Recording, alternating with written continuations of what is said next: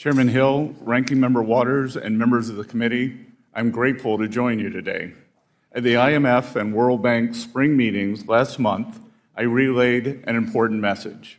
America First does not mean America alone. To the contrary, America First seeks to expand U.S. leadership in international institutions like the IMF and the World Bank.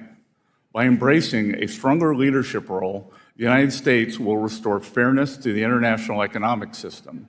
I look forward to answering your questions on this topic today, and I look forward to providing you with a broad overview of Treasury's achievements and future plans. Specifically, I would like to highlight the Department's efforts to boost U.S. economic growth, improve government efficiency, and target illicit actors that threaten our national security.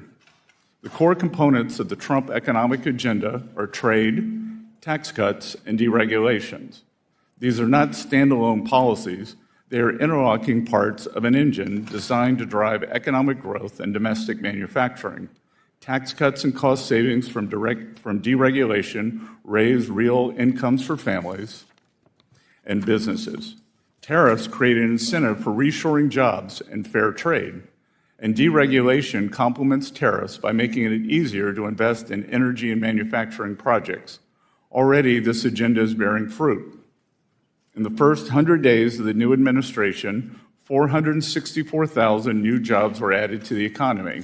In April alone, over 177,000 American jobs were added, more than 40,000 more than economists predicted. All the while, employment remains low while real hourly wages continue to grow.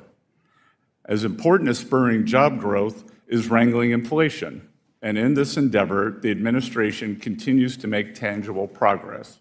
The CPI for energy goods declined in March, as did the price index for core goods, and the CPI for all items declined for the first time since the COVID pandemic. While the cost of goods is decreasing, so are energy prices.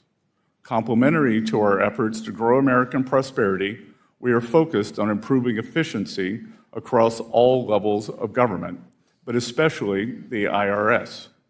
We just concluded a successful tax filing season, but the IRS still needs significant reforms to deliver efficient and cost-friendly results for the American people.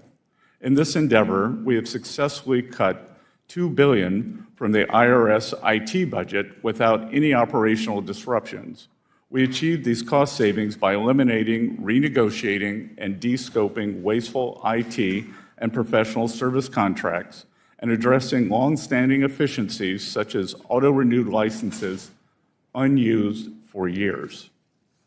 This intervention alone will save taxpayers hundreds of millions of dollars each year. We are also taking steps at the IRS to reduce administrative costs with a particular focus on paper processing, which has been a long-standing bipartisan goal.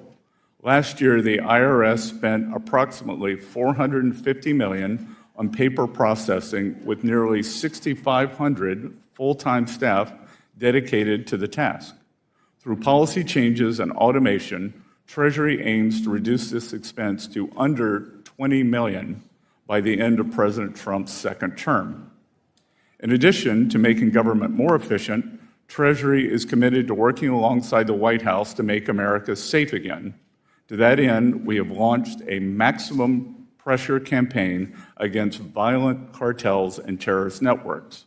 We have assessed tens of millions of dollars in civil penalties against organizations facilitating money laundering along the southern border. And by levering sanctions, we are choking off the financial lifelines of terrorists, criminals, and hackers from Mexico and Guatemala to China and Iran. In the first 100 days of the new administration, we have set the table for a robust economy that allows Main Street to grow. With Congress and the White House working hand in hand, we expect to see even more positive results over the next few months. Key to expanding economic opportunity for all Americans is making the Trump tax cuts permanent.